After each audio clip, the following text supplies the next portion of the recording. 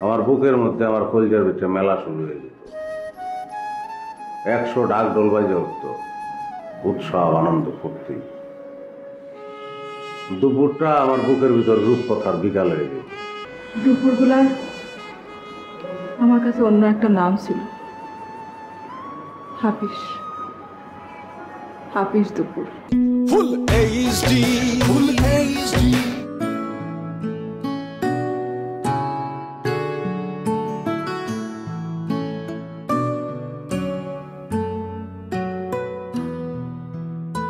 আরে হরেন্দা, আপনি এখানে?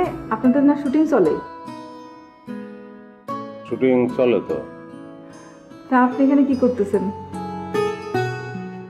না, শুটিং এ কিতা করবো আমি? তো পরিচালকের কাম, লাইট ক্যামেরা অ্যাকশন, সে বলবো। আমার তো কোনো কাজ নাই সেখানে। তুমি তো এনে শুটিং দেখানো লেগে যাইছো। হ্যাঁ, তাই তো, শুটিং দেখতেই আসছি।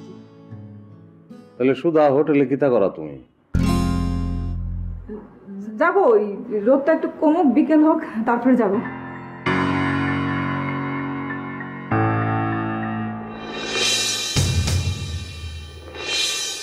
আচ্ছা সুধা, একটা কথা তুমি আমার হাসা করে কত, তুমি এখানে আইছো কে রে? কি কাজ তোমার এই জায়গায়?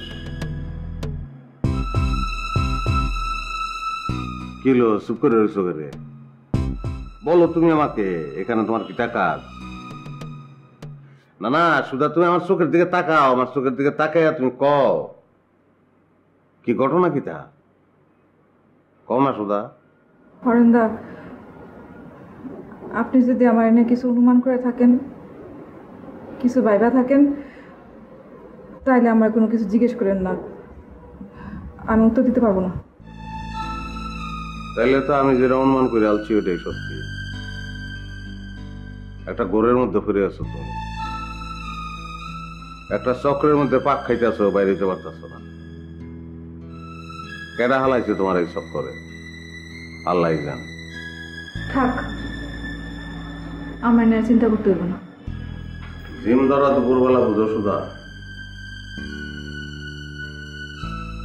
আমরা গ্রামে সেই জিম ধরা দুপুরবেলা, নিস্তব্ধ শুনশান, কোনো আওয়াজ নাই, কোনো চকের ভিতর মাটি ফেটে গেছে, সেই ফাটল দিয়ে উঠে আসতেছে ধোঁয়া। জাহিদ সাহেবের পেটের মতন মাটির রাস্তা, সেই রাস্তার উপর দিয়ে মাঝে মধ্যে দুই একটা গরুর গাড়ি ক্যাশ ক্যাশ শব্দ করে চলে যায়। ক্যাস ক্যাস শব্দটার সাথে কত আমরা খেলতাম। তোমরা খেলতাম, আমি খেলতাম না। ওই আওয়াজটা থেমে যাওয়ার পরে আমার মনে হইতো সব কিছু শূন্য হয়ে গেছে, মনে হচ্ছে কানে তবদা লাগছে।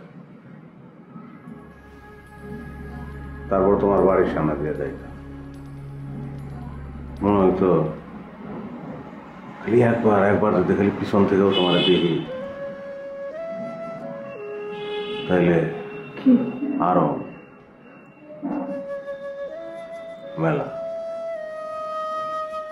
আমার বুকের মধ্যে আমার কলিজার ভিতরে মেলা শুরু হয়ে যেত। 100 ডাক ডোল বাজে উঠত, উৎসব আনন্দ ফুর্তি। দুপুরটা আমার বুকের ভিতর রূপকথার বিকাল হয়ে যেত।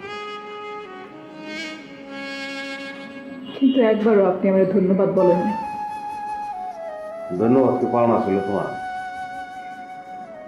পাওনা তো এখনো আছি আমি। যতবার আমি আপনাদের ইচ্ছা করে দেখা দিছি। ইচ্ছা করে দেখা দিচ্ছ তুমি? দুপুরগুলার আমার কাছে অন্য একটা নাম ছিল, হাফিজ। হাফিজ দুপুর। প্রতিটা হাফিজ দুপুরে আমি আপনার পথের দিকে তাকায় লুকায় থাকতাম। তারপর তারপর